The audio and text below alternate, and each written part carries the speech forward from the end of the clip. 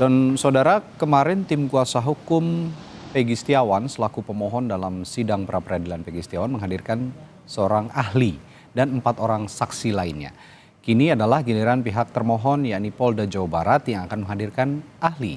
Lalu bagaimana arah kesimpulan sidang pra-peradilan Peggy Setiawan yang akan diagendakan besok yang telah menjadi tersangka pembunuhan Vina di Cirebon? Kita akan bahas bersama pakar hukum pidana Universitas Al-Azhar Suparji Ahmad. Selamat pagi, Pak Suparji. Sehat, Pak? Alhamdulillah. Ya, Pak Suparji, kita telisik dulu dari pernyataan ahli kemarin yang dihadirkan oleh kuasa hukum dari Peggy Setiawan yang tegas menyatakan bahwa Peggy ini adalah korban salah tangkap begitu. Kalau Anda melihat pernyataan ahli ini, apakah sudah sesuai dengan apa yang diutarakan oleh ahli kemarin atau memang ada yang bisa dibantah oleh tim hukum Polda Jawa Barat? Saya kira untuk kapasitas ahli, kompetensi ahli dalam konteks persidangan adalah keterangan ahli ya. Judul nomenklatur di KUHP itu kan keterangan ahli. Keterangan ahli. Maka dalam konteks itu berarti yang bersangkutan adalah menerangkan. Berdasarkan pengetahuan, berdasarkan ilmu, berdasarkan pengalaman. Bukan menilai fakta. Apa yang disampaikan adalah membantu ya hakim semoga membuat terang benderang perkara. Meskipun dihadirkan oleh pemohon, meskipun dihadirkan oleh termohon, tetap objektivitas, rasionalitas dengan batu uji yang jelas, norma, teori dan asas hukum itu menjadi acuannya. Dengan demikian tidak boleh secara subjektif dalam hal memberikan keterangan ahli tadi itu.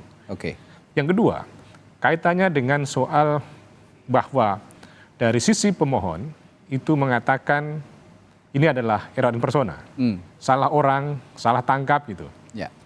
Mestinya adalah kembali pada konteks menguji sah dan tidaknya penetapan tersangka.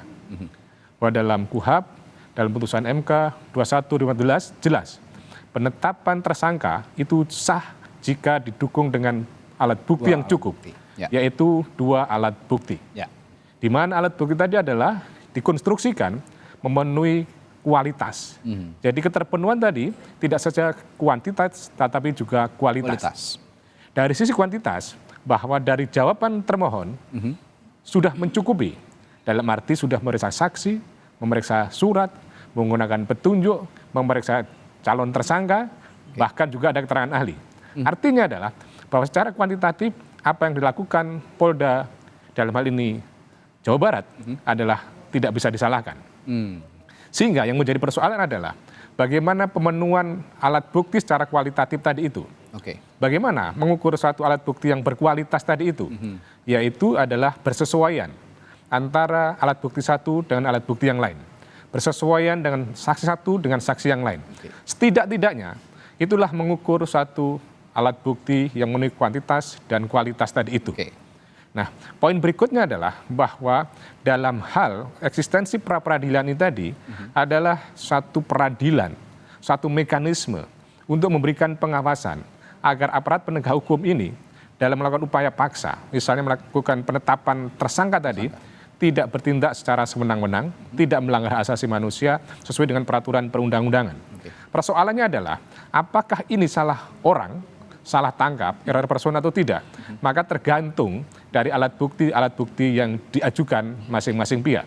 Dari pemohon mengajukan saksi yang pada umumnya menyatakan, pada umumnya menyampaikan keterangan bahwa pada kejadian di Cirebon, Peggy adalah berada di Bandung. Sehingga kemudian menjadi pertanyaan besar, apakah Peggy terlibat sebagai pelaku di situ. Sehingga kalau memang kenyataannya yang bersangkutan bekerja di Bandung pada saat kejadian adalah bahwa tidak ada di tempat kejadian tersebut.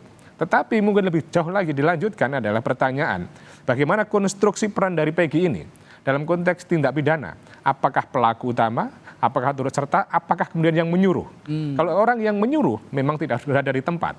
Nah, jadi inilah masih ada perbedaan pandangan, perbedaan persepsi dalam konteks misalnya sebagai penyuruh pelaku tindak pidana, melakukan tindak pidana, itu tidak ada di tempat, artinya bisa saja menjadi bagian dari tindak pidana tadi itu. Nah, kemudian poin berikutnya adalah bagaimana kemudian menilai soal bagaimana ini adalah salah prosedur, salah tangkap tadi itu. Kalau kita lihat bahwa ketika perdebatan di pra-peradilan yang paling mengemuka adalah bagaimana ini masuk aspek formil, kemudian aspek material. Aspek formil dalam arti bahwa memang Mahkamah Agung memberikan pedoman pra-peradilan hanya peradilan administrasi, mengadili aspek formilnya saja, administratif saja.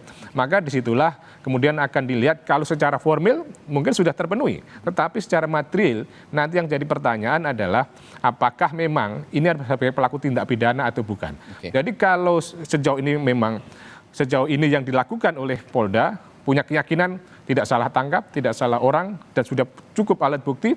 Tapi pada sebaliknya, bahwa kemudian dari sisi pemohon, sudah disampaikan tadi itu, maka kemudian kembali kepada pembuktian-pembuktian berikutnya. Misalnya dalam hal ini ya, alat bukti yang dihadirkan oleh termohon ya, berupa saksi, berupa ahli, bagaimana kemudian bisa dipatahkan dalilnya oleh kuasa hukum dari pemohon tadi itu.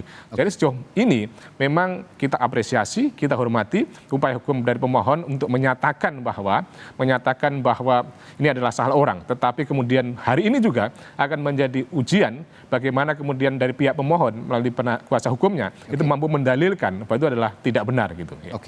Ya, tadi saya tertarik juga dalam hal pembuktian status tersangka Peggy ini. Status tersangka itu dilihat seperti Pak Parji tadi bilang, itu pelaku, turut serta dan juga yang menyuruh begitu ya. Nah, dalam konteks ini apakah ada loophole bagi Polda Jawa Barat, terutama tim hukumnya itu untuk juga bisa memberikan pembenaran bahwa kendati tidak ada di tempat, tetap Peggy ini punya peran begitu dalam statusnya sebagai tersangka. Ya, kalau yang berkembang ya, salah satu opini kan bahwa dianggap ya ada hubungan ya antara Peggy ya yang sekarang tersangka dengan korban ya, yang Vina itu yang kemudian katanya ada persoalan hubungan ya antara mereka berdua, sehingga kemudian dianggap ada rasa sakit hati, kemudian ya akhirnya terjadi peristiwa tadi itu. Ya, itu sementara ini bangunan pemikiran seperti itu sempat berkembang. Tetapi kan itu juga harus didalilkan bagaimana relasi itu adalah didukung tadi itu. Jadi kalau dalam konteks ya memberikan justifikasi, pembenaran padahal pelaku yang dalam konteks ini adalah menyuruh melakukan dengan dalih misalnya ada hubungan persoalan asmara dan sebagainya, tentunya sangat mudah sekali dipatahkan apakah memang punya hubungan, apakah punya kenalan dan sebagainya. Jadi menurut saya celah yang untuk mengatakan bahwa meskipun dia tidak ada di Cirebon, kemudian dia di Bandung, bukan serta-merta, otomatis bukan sebagai pelaku. Karena ternyata mungkin dianggap sebagai yang menyuruh. Tetapi masih bisa dikejar lagi, bukti-bukti menyuruhnya apa, hubungan sebelumnya apa, dan sebagainya. Jadi ini memang satu pertaruhan yang cukup serius ya, bagi Polda Jawa Barat. Karena tentunya menetapkan seseorang menjadi tersangka bukan hal yang sembarangan. Apalagi menjadi perhatian publik, bahkan Presiden Jokowi juga memberikan perhatian supaya dituntaskan. Artinya apa? Kalau seandainya tidak mampu membuktikan tentang aspek-aspek formilnya, yang memang sudah dibuktikan dalam jawaban kemarin kan, sudah ada sprindik, sudah ada misalnya upaya menyampaikan SPDP, kemudian ada gelar perkara dan sebagainya. Aspek-aspek formil sudah dipenuhi itu. Tetapi ya sekali lagi, apakah itu cukup membuktikan penetapan tersangka menjadi sah atau tidak? Dan ini kemudian hakim memang akan menjadi satu persoalan tersendiri dalam hakim pra-peradilan itu. Ini ranah formil atau kemudian ranah material. Yang ini kemudian secara sederhana ya, misalnya saya pernah menganalogikan dalam konteks pra-peradilan itu, dalam penetapan tersangka tadi itu, kalau hanya sekedar menguji tata cara, menguji bagaimana ya, terus kemudian kalau tidak dilihat apa yang dilakukan tadi itu, obyeknya, itu juga akan jadi masalah. Ibaratnya begini, kita menguji seseorang, itu adalah sah atau tidak cara makannya. Ya. Apakah makan bakso, apakah makan mie ayam, kan caranya berbeda-beda. Makan mie ayam pakai supit, makan bakso pakai sendok dan sebagainya. Nah itu kan cara makannya. Nah untuk menentukan sah tidaknya, benar tidaknya cara makan, kan harus dilihat apa yang dimakan. Dalam hal ini tentunya untuk menentukan sah tidaknya seseorang ditetapkan menjadi tersangka kan harus dilihat jenis tindak pidananya. Dalam hal ini adalah apakah tindak pidana pembunuhan terpenuhi atau tidak. Nah ini apakah hakim akan berani masuk ke ruang itu, masuk kemudian menilai tentang objek dari pra-peradilan tetapi juga jenis dari tindak pidananya itu. Karena itulah alasannya kemarin tim hukum Polda juga saat menyampaikan paparannya di depan persidangan ini juga menyinggung soal pokok perkara yang sudah putus di tahun 2017. Itu alasannya karena tadi analogi yang diutarakan Pak Parji tadi, kita kalau mau tahu peristiwa bagaimana caranya itu kita harus tahu. Ini yang harus konstruksi yang harus jelas dulu sehingga hakim juga dituntut keberaniannya untuk melihat runutan itu ya, runutan peristiwanya sejak awal. Nah, nanti saya setelah jeda akan tanya juga ke Pak Parji soal tadi saya tertarik soal pembuktian kualitatif termasuk dari alat bukti. Apakah alat bukti yang dipaparkan atau dimiliki oleh polisi ini juga sudah memenuhi unsur scientific evidence? Saya akan tanyakan itu kepada Pak Suparji, namun setelah jeda tetaplah di Breaking News Kompas TV. Saya kira kita maksimalkan dalam membuat kesimpulan yang menganalisis ya kemarin yang sudah disampaikan baik pemohon maupun termohon ya, itu kan kita untuk sampaikan ke hakim biar hakim untuk lebih yakin melihat kesimpulan juga termohon juga akan membuat, kita membuat, pemohon juga membuat kesimpulan masing-masing yang kemarin telah dilaksanakan rangkaian sidangnya. Jadi hari ini di Polda juga sedang mempersiapkan kesimpulan seperti. Iya, saya akan membuat kesimpulan apa yang kemarin sampaikan. Kemarin kan saya sempat tanya kepada siapa tuh? Ya para saksi, begitu kan. Itu pertanyaan-pertanyaan yang sekiranya nanti bisa mendukung bukti-bukti saya. Kalau sidang pada sebenarnya lebih menguntungkan Polda atau apa? Sidang pembuktian kemarin. Ya kalau disimak yang saksi kemarin sepertinya gimana itu? Apakah saudara lihat A? Tidak tahu. Waduh, tidak tahu. Sebetulnya harus menghadirkan saksi-saksi yang tahu. Makanya. Pihak PG ini mempertanyakan kenapa tidak ada saksi fakta yang dihadirkan dalam persidangan. Ya karena ini sidang pra peradilan itu tidak wajib harus saya hadirkan. Begitu. Bocoran nama nggak boleh. Kenapa? Ahli pidana nanti siapa Pak? Ya pokoknya masih disegel lah. Background-nya Ya background-nya profesor. Profesor dari mana nih Pak? Ya masih disegel, nanti biar hakim yang menyampaikan. Oke, baik, terima kasih Pak.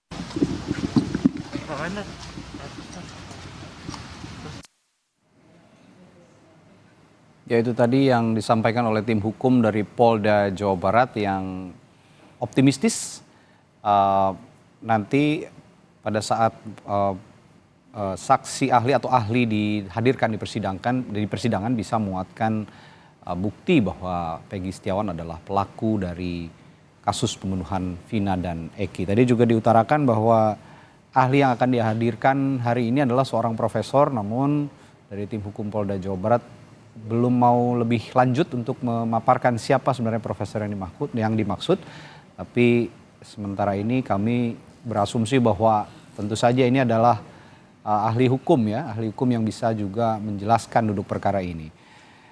Dan kita akan kembali berbincang, dan sebelum kami berbincang ini juga visual yang ada di layar kaca ini adalah suasana terkini dari Pengadilan Negeri Bandung Jawa Barat. Di dalam masih tampak kosong, kuasa hukum dari Peggy Setiawan dan juga dari Polda Jawa Barat belum memasuki ruang sidang, dan tentu saja nanti hakim tunggal juga yang akan memimpin sidang ini, Hakim Eman Sulaiman, juga kursinya masih tampak kosong. Tentu saja masih menunggu masing-masing kuasa hukum untuk masuk ke ruang sidang.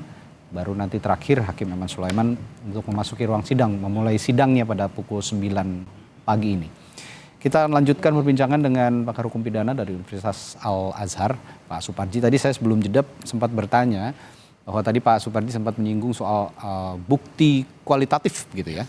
Nah kalau begitu bukti-bukti yang dimiliki oleh Polda Jawa Barat saat ini apakah sudah memenuhi unsur scientific evidence yang juga merupakan bagian dari upaya menghadirkan scientific crime investigation seperti yang sudah ditekankan Polri berkali-kali?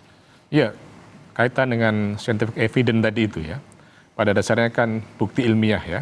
Bukti pendukung ya, yang kemudian secara eksplisit itu tidak tersurat di dalam KUHP ya. Tetapi kemudian sering digunakan ya dalam konteks tindak pidana lingkungan hidup ya. Tapi kalau pendekatan ilmiah ya, misalnya pendekatan yang tidak konvensional ya, tetapi pendekatan kajian misalnya orang-orang yang ahli, saya kira sudah dilakukan. Dan dalam hal ini bahwa soal pemenuhan unsur kualitatif tadi itu tidak terfokus apakah pendekatan ilmiah atau pendekatan yang katanya dengan menggunakan teknologi atau kemudian pendekatan medis dan sebagainya sebagai suatu keharusan. Tetapi yang terpenting adalah bahwa dalam proses penetapan tersangka tadi itu sudah memenuhi syarat kualitatif dalam arti tadi, misalnya seorang saksi. Apakah saksi yang dihadirkan tadi itu memenuhi 3 kualifikasi? Mendengar, melihat, atau mengalami secara langsung dalam konteks jenis tindak pidana tadi itu. Kalau ternyata dia tidak tahu, kemudian tidak mendapatkan informasi secara langsung dan sebagainya, berarti memang dipertanyakan eksistensinya seorang saksi tadi itu. Demikian pula dalam hal kaitannya seorang saksi yang mestinya didukung dengan alat bukti yang lain. Misalnya apakah berupa bukti petunjuk atau kemudian surat ya. Nah, yang sisi yang lain tentunya juga sangat penting adalah menerangkan dalam hal ini kedudukan seorang ahli sebagai salah satu alat bukti.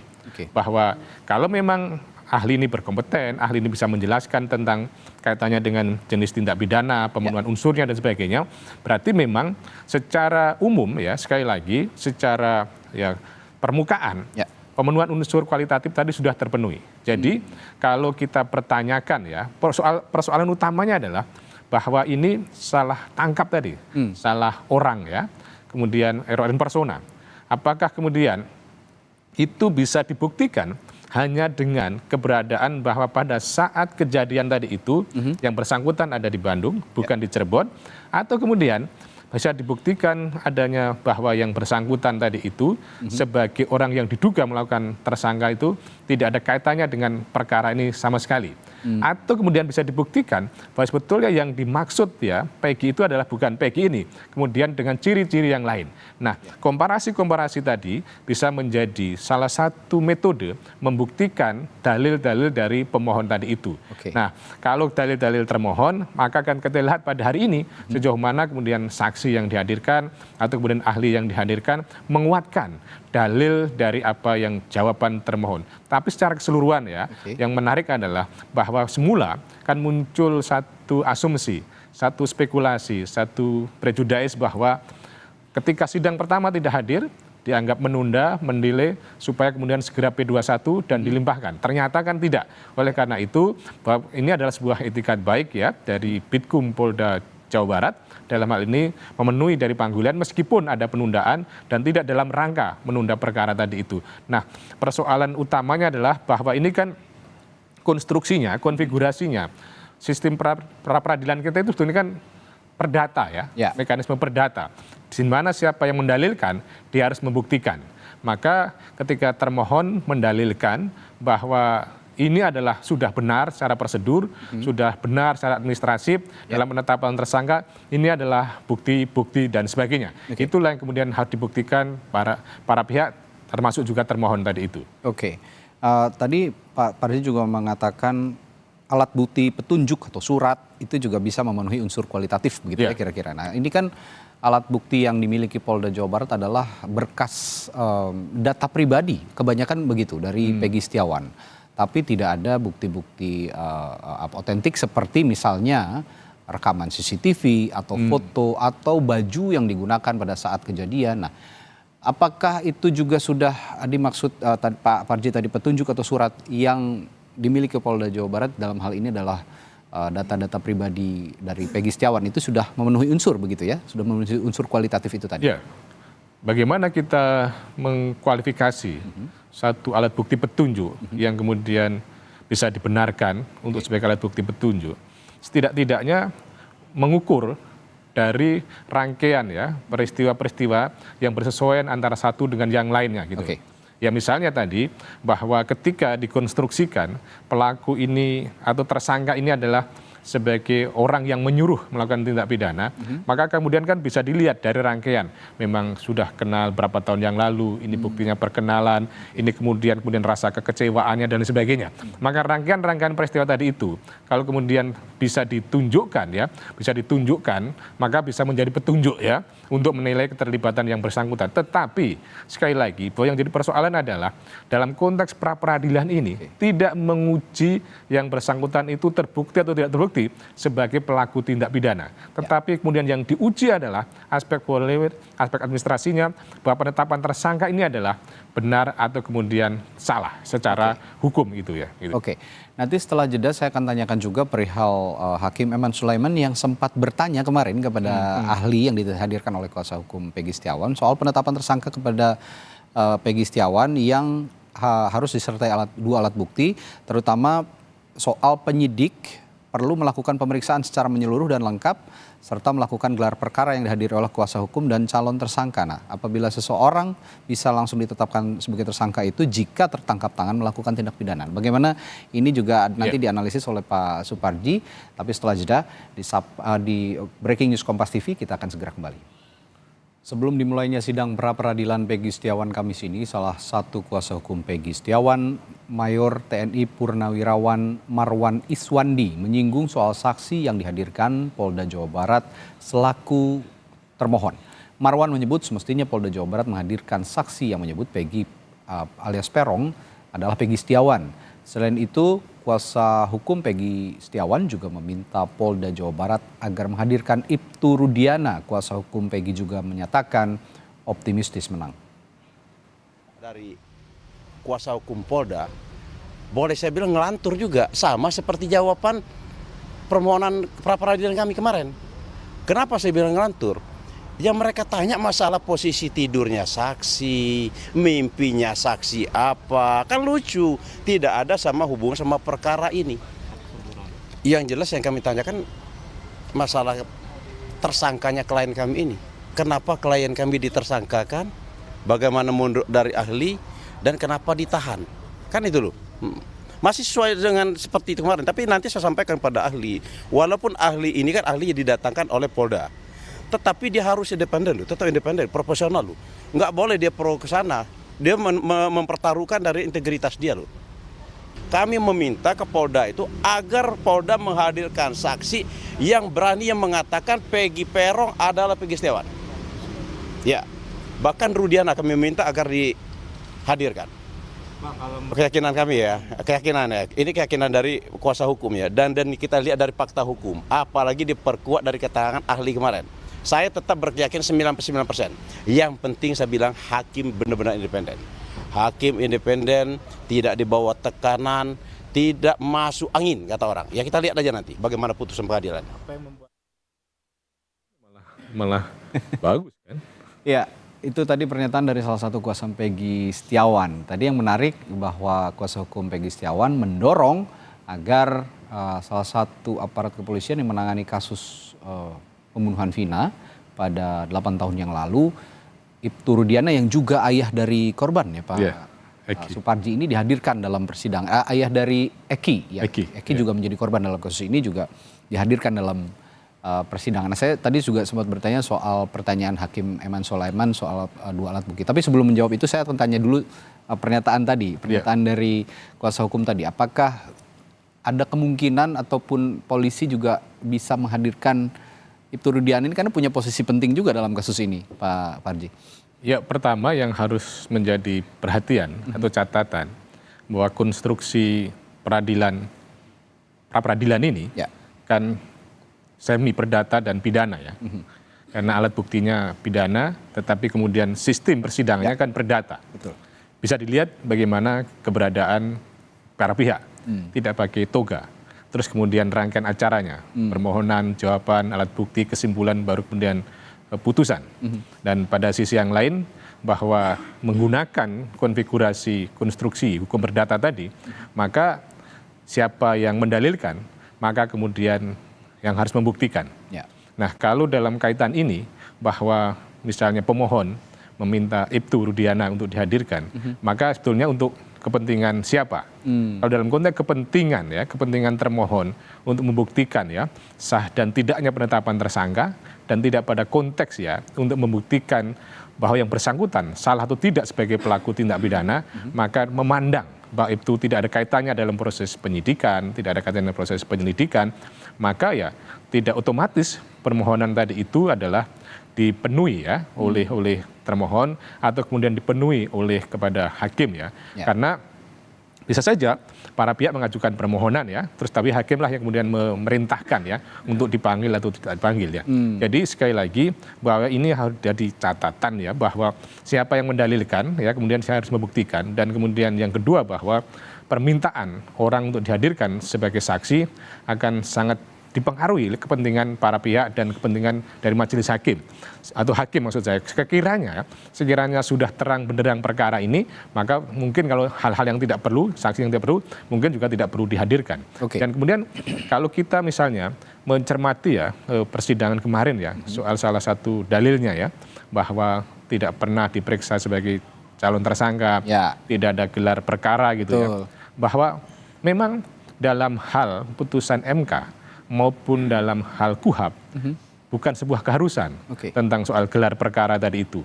Itu diatur di dalam perkap ya, dan perpor, di mana memang ada gelar perkara ya, yang mulai dari awal, tengah atau kemudian akhir ya, yang pada dasarnya mengevaluasi memutuskan satu perkara tadi itu. Jadi ini kembali pada internal kepolisian penyidik, apakah menjadi sebuah keharusan untuk gelar perkara tadi itu. Ya. Kita ke ruang sidang Pengadilan Negeri Bandung. Hakim Tunggal Eman Sulaiman sudah masuk ke dalam ruang sidang dan sidang akan segera dimulai. Langsung saja kita akan saksikan jalannya sidang kasus Peggy Setiawan di pra peradilan Peggy Setiawan, kasus pengantarnya sudah Vina dan Eki.